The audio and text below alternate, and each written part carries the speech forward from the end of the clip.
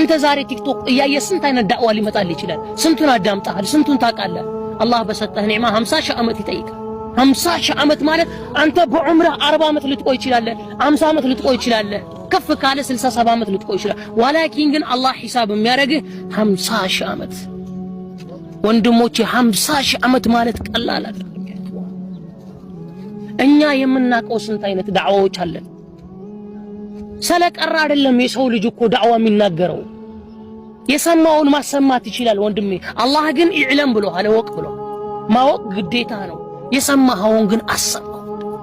ያ አኺ ቀብር ውስጥ ብቻህን ገብተህ ስጋና አጥንትህን ትላትል ይሻሙት። ያ አላህ አብሮህ እኮ ማንም የለም።